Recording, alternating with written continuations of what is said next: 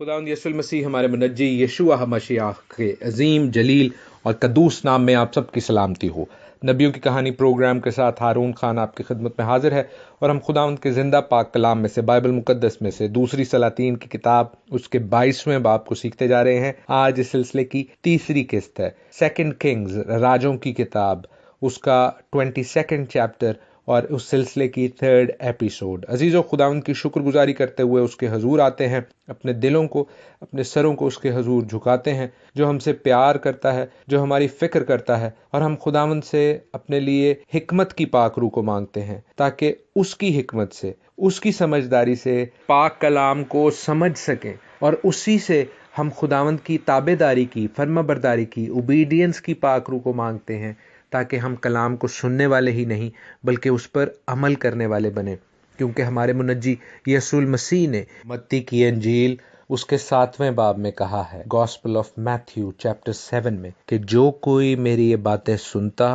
और उन पर अमल करता है वो उस अक्लमंद आदमी की माने ठहरेगा जिसने चट्टान पर अपना घर बनाया। और जो कोई मेरी बातें सुनता है और उन पर अमल नहीं करता वो उस बेवकूफ आदमी की मानद ठहरेगा जिसने अपना घर रेत पर बनाया। अजीजों, आए अपना घर, अपना अबदी घर चट्टान पर बनाएं, खुदावंद की फरमाबरदारी करके, उसकी बातों पर अमल करके, उस चट्टान पर जो खुदावंद यीशु मसीह है। हालेलुया। अजीजों, ये तमाम कहानियाँ और वाक़यात जो हम सलातीन की किताब से, बाइबल मुकद्दस के इस हिस्से से सीख रहे हैं, सेकंड किंग्स में से, ये सिर्फ वाक़यात नहीं हैं। मैं आपको अक्सर ये बात कह चुका हूँ और फिर रिपीट किए देता हूँ कि ये वो गॉड पैटर्न्स हैं, ये वो गॉड प्रिंसिपल्स हैं, इलाही कवानीन हैं, इलाही मॉडल्स हैं जो हमें समझने की ज़रूरत है। क्योंकि हिस्ट्री रिपीट्स इटसेल्फ, तारीख़ अपने आप को दोहराती है। और ख़ास तौर पर खुदावंद के कलाम के हवाले से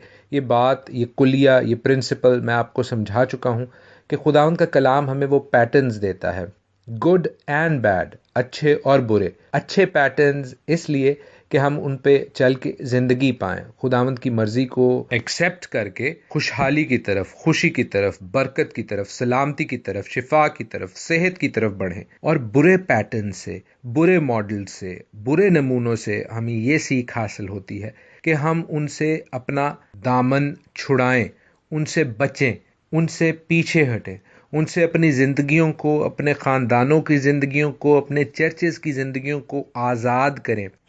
सेकंड किंग्स चैप्टर 22 में, दूसरे सलातीन के 22वें बाब में, जो ये बादशाह यूसिया है जिसके हवाले से मैंने आपको बताया कि लिखा है कि वो 8 बरस से बादशाही शुरू कर देता है, 31 बरस बादशाही करता है। सिर्फ 39 ईयर्स का था जब उसकी वफ़ात होती है। वो एक बैटल फील्ड में मारा जाता है, वो एक जंग में मारा जाता है। क्यों ये इतना शानदार बादशाह, इतना बेहतरीन खुदावंद का खादिम इतनी कम उम्री में मारा जाता है? हम उस हवाले से भी सीखेंगे। एक अच्छी अदबी एकेडमिक गुफ्तगू में हम खुदावंद के कलाम के पैटर्न्स के हवाले से और मज़ीद गहरे में जाएंगे। लेकिन जो ये तीसरी आयत में लिखा है कि यूसिया बादशाह के 18वें बरस ऐसा हुआ कि बादशाह ने साफिन बिन असलिया बिन मुसल्लाम मुंशी को खुदावंद के घर को भेजा और कहा कि तू खिलकिया सरदार काहिन के पास जा ताकि वो उस नकदी को जो खुदावंद के घर में लाई जाती है और जिसे दरबानों ने लोगों से लेकर जमा किया है गिने और वो उसे उन कारगुजारों को सौंप दें जो खुदावंद के घर की निगरानी रखते हैं, और ये लोग उसे उन कारीगरों को दें जो खुदावंद के घर में काम करते हैं ताकि हैकल की दरारों की मरम्मत हो। ये जो यहाँ पर यूसिया बादशाह के 18वें बरस का जिक्र है तो ये उसकी ज़िंदगी के 18वें बरस का नहीं, उसकी बादशाहत के 18वें बरस का। यूँ इस वक्त यूसिया 26 सालों का होगा, 26 ईयर्स का होगा। अजीज़ों, इन 18 बरसों में क्या हुआ? इन 18 ईयर्स में, जो कि यूसिया बादशाह की सल्तनत के पहले 18 साल थे, उनमें क्या हुआ? हमें एक कॉमन सेंस अप्रोच रखनी है कि ऐसा नहीं हो सकता कि पहले 18 सालों में कुछ भी ना हुआ हो। बहुत सा ग्राउंड वर्क हुआ होगा। ये बात भी जहन में रखें कि जिस तरह कुछ अर्सा कबल हमने एक बादशाह युवास के हवाले से सीखा था कि वो 7 साल की उम्र से बादशाही करने लगता है, मगर उसके पास سردار کاہن تھا، اس کی پھپھو تھی، اس کی آنٹی تھی جو کہ اس کی رہبری اور رہنمائی کرتے تھے.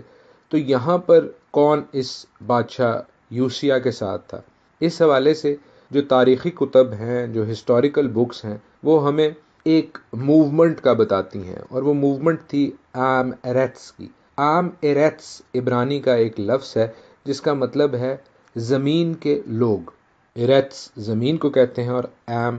لوگوں کو کہتے ہیں. تو عام ایرتس وہ لوگ جو زمین کے تھے، وہ لوگ جو اسرائیل کی زمین کے تھے، وہ جو اسرائیل کی خدا کے ساتھ تعلق کو، ریلیشن شپ کو اہم، ضروری سمجھتے تھے. اور یہ وہ لوگ تھے عزیزو جو کہ منسی کے دور میں بچ گئے تھے،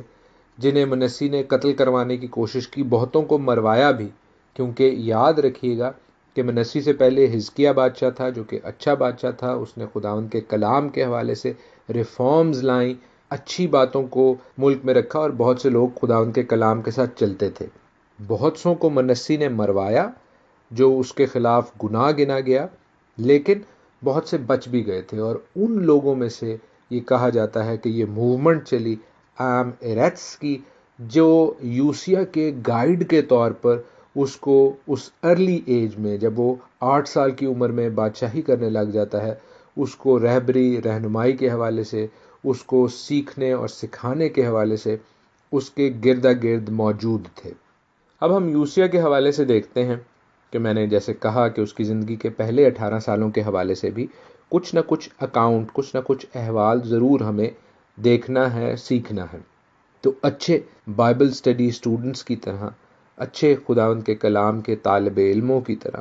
ہمیں کلام کے باقی حصوں سے بھی رہبری اور رہنمائی حاصل کرنی ہے. عزیزو، میں ہمیشہ کہتا ہوں اور پھر دہرائے دیتا ہوں کہ کلام کی تشریح کلام سے بہتر کوئی چیز نہیں کرتی، کوئی کتاب نہیں کرتی. ہاں، کچھ ایسی جگہوں پر جہاں پر کلام کے حوالے سے ہم کوئی ریفرنس نہیں دیکھتے عزیزو، وہاں پر ہم بے شک تاریخی کتب کا، ریفرنس بکس کا حوالہ لے سکتے ہیں، لیکن جنرلی کلام کے حوالے سے ہمیشہ کلام مقدس ہی ہماری بہترین رہبری اور رہنمائی کرتا ہے. اور آپ نے یہ بات نوٹ کی ہوگی کہ ہم خاص طور پر دوسری سلاطین کی کتاب کو اور پہلی سلاطین کی کتاب کو بھی سیکھتے ہوئے جب مختلف بادشاہوں کا حال احوال پڑھ رہے ہیں تو ہم تواریخ کی کتاب کا، کرونیکلز کی کتاب کا بہت حوالہ دیتے ہیں، وہاں سے بہت سی چیزیں پڑھتے ہیں. میری کوشش تو یہی تھی کہ ہم پہلی سلاطین اور دوسری سلاطین کے بعد تواریخ کی دونوں کتابوں کو، کرونیکلز کی بوتھ بکس کو ہم سیکھیں اور پڑھیں. لیکن چونکہ بہت سے بادشاہوں کے حوالے سے ہم تفصیلی گفتگو، تفصیلی پیٹرنز خداوند کے سیکھ چکے ہیں، سو ہم کرونیکلز کی بک کو اسٹڈی نہیں کریں گے. تواریخ کی کتابوں کو ہم انہی 2 کتابوں کی روشنی میں، پہلی سلاطین اور دوسری سلاطین، first kings and second kings کی روشنی میں سیکھ سکتے ہیں اور پڑھ سکتے ہیں. اور جو بھی میری آڈیو فائلز ہیں پہلی سلاطین کی اور دوسری سلاطین کی، عزیزو وہ حاضر ہیں آپ کے لیے کہ آپ ان کو بھی سنیں، اور پہلی سلاطین دوسری سلاطین کے ساتھ ساتھ پہلی تواریخ اور دوسری تواریخ، first chronicles and second chronicles کو بھی پڑھیں، ان سے برکت پائیں، اور خداوند کی مرضی کو، خداوند کے پیٹرنز کو، ان ماڈلز کو، ان نمونوں کو سیکھنے کی کوشش کریں جو ہماری زندگی کے لیے مشعل راہ ہے. یوسیہ کے حوالے سے دوسری تواریخ اس کا 34واں باب، سیکنڈ کرونیکلز چیپٹر 34 اہم ہے. اس کی کچھ پہلی آیات میں آپ کے لیے پڑھے دیتا ہوں. یوسیہ 8 برس کا تھا جب وہ سلطنت کرنے لگا، اور اس نے 31 برس یروشلم میں سلطنت کی. اس نے وہ کام کیا جو خداوند کی نظر میں ٹھیک تھا. وہ اپنے باپ داؤد کی راہوں پر چلا اور دہنے یا بائیں ہاتھ کو نہ مڑا، کیونکہ اپنی سلطنت کے 8ویں برس جب وہ لڑکا ہی تھا وہ اپنے باپ داؤد کے خدا کا طالب ہوا، اور 12ویں برس میں یہودا اور یروشلم کو اونچے مقاموں اور یسیرتوں اور کھودے ہوئے بتوں اور ڈھالی ہوئی مورتوں سے پاک کرنے لگا. اور لوگوں نے اس کے سامنے بالیم کے مذہبوں کو ڈھا دیا، اور سورج کی مورتوں کو جو ان کے اوپر اونچے پر تھیں اس نے کاٹ ڈالا، اور یسیرتوں اور کھودی ہوئی مورتوں اور ڈھالی ہوئی مورتوں کو اس نے ٹکڑے ٹکڑے کر کے ان کو دھول بنا دیا، اور اس کو ان کی قبروں پر بتھرایا جنہوں نے ان کے لیے قربانیاں چڑھائی تھیں، اور اس نے ان کاہنوں کی ہڈیاں انہی کے مذہبوں پر جلائیں، اور یہودا اور یروشلم کو پاک کیا، اور منسی اور افرائیم اور شمعون کے شہروں میں، بلکہ نفتالی تک ان کے ارد گرد کھنڈروں میں اس نے ایسا ہی کیا، اور مذہبوں کو ڈھا دیا، اور یسیرتوں اور کھدی ہوئی مورتوں کو توڑ کر دھول کر دیا، اور اسرائیل کے تمام ملک میں سورج کی سب مورتوں کو کاٹ ڈالا۔ تب یروشلم کو لوٹا، اور اپنی سلطنت کے 18ویں برس جب وہ ملک اور ہیکل کو پاک کر چکا، تو اس نے اسلیا کے بیٹے صافن کو اور شہر کے حاکم معاسیہ اور یہو آخز کے بیٹے یہو آخ مورخ کو بھیجا کہ خداوند اپنے خدا کے گھر کی مرمت کرے۔ آمین۔ عزیزو، یہاں پر ہمیں مختصر ریکارڈ ملتا ہے کہ جو ٹیمپل ری بلڈنگ ہو رہی ہے، ہیکل کی مرمت ہو رہی ہے، دوسری سلاطین کے 22ویں باب میں، جو ہمارا مین ٹاپک ہے، جو ہمارا مین چیپٹر ہے جس کو ہم سیکھ رہے ہیں، وہ 18ویں برس میں تو ہو رہی ہے یوسیہ کی بادشاہی کے، لیکن اس سے پہلے یوسیہ کیا کرتا رہا ہے؟ وہ رائچس ریفارمز کرتا رہا ہے، وہ ایکٹیویٹیز کرتا رہا ہے جو ملک کو گندگی سے، آلائشوں سے، روحانی طور پر یہ جو برائیاں تھیں، بدیاں تھیں، ان کو پاک کرنے میں اس نے ٹائم لگایا۔ عزیزو، اس بات کو ذہن میں رکھیں کہ بے شک منسی اور امون برے بادشاہ تھے، اور انہوں نے یہ تمام بت، یہ یسیرتیں نصب کروائیں، ان کی بادشاہت میں یہ چیزیں ہوئیں، لیکن یہ لوگوں کی خواہش تھی۔ یہ لوگوں کا بھی اس میں انوالو ہونا ظاہر کرتا ہے کہ وہ کس طرح خداوند کے برخلاف جا چکے ہیں، خداوند کی شریعت کو، خداوند کی توریت کو ڈس اون کر چکے ہیں، اس کے اگینسٹ، اس کے خلاف باغی ہو چکے ہیں، اپنی مرضی سے، اپنی رائچسنس کو ثابت کرنے کے لیے انہوں نے یہ اونچے مقام، یہ آلٹرز بنائے ہوئے ہیں۔ میں اس وقت دوسرے بتوں کے حوالے سے یا دوسرے خداؤں کے حوالے سے یا پیگن گاڈز کی پرستش کرنے کے حوالے سے بات نہیں کر رہا۔ بہت سے اونچے مقامات ان لوگوں نے یہوہ کے نام سے بنائے ہوئے تھے، وہ خداوند کے نام کو نہ صرف بے فائدہ لے رہے تھے، بلکہ اپنے دل کی مرضی کو، اپنی خواہش کو خداوند کے کلام کے اوپر ترجیح دے رہے، پرائیورٹی دے رہے تھے کہ خداوند کا کلام جو مرضی سو کہندا رہے، ساڈے دل دی مرضی جیڑی ہے وہ مقدم ہے گی، وہ بہتر ہے گی، کیونکہ اسی تے خدا دی ہی پرستش کرنے پے ہیں۔ نہیں عزیزو، ایسا نہیں تھا۔ جب وہ خداوند کی پرستش کے نام پر دوسری قوموں کی تقلید کرتے ہوئے بت یا تصویریں یا تراشی ہوئی مورتیں بنانے لگ گئے، تو وہ خداوند سے دور ہو گئے تھے۔ اور اس بات کو ہم نے ذہن میں رکھنا ہے کہ یہ وہ ڈاؤن ورڈ ٹرینڈ ہے، یہ وہ زوال کا طریقہ ہے، جس طرح لوگ آہستہ آہستہ ڈرفٹ اوے کرتے ہیں خداوند سے، اور پھر وہ بالکل ہی ایک غیر مذہب میں، ایک غیر خدا کو ماننے لگ جاتے ہیں، کیونکہ وہ خداوند کے کلام کو ڈائلیوٹ کرنا، ہلکا کرنا شروع کر دیتے ہیں، اور آہستہ آہستہ آہستہ آہستہ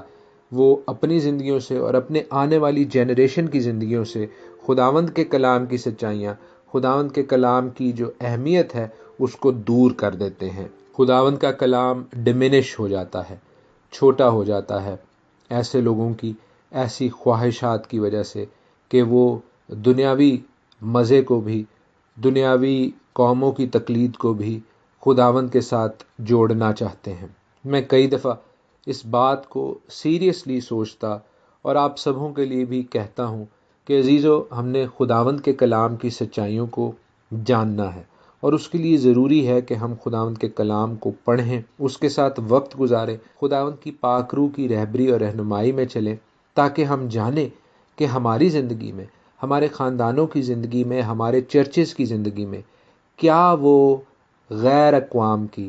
دوسرے کلچرز کے انفلوئنسز ہیں، اثرات ہیں، ان کے خداؤں کے، ان کی عبادتوں کے، ان کے طور طریقوں کے مطابق ایفیکٹس ہیں جو ہم نے جانے یا انجانے میں، ہمارے باپ دادا نے، ان کے باپ دادا نے جانے یا انجانے میں اڈیپٹ کر لیے، قبول کر لیے، اور اب وہ اس قدر راسخ ہو چکے ہیں، پکے ہو چکے ہیں کہ ہم شاید انہیں کلام مقدس ہی سمجھتے ہیں۔ ہم اس وقت تک سچائی کو نہیں سمجھیں گے جب تک ہم کلام مقدس کو خود نہیں پڑھیں گے، خود نہیں اس کے ساتھ وقت گزاریں گے۔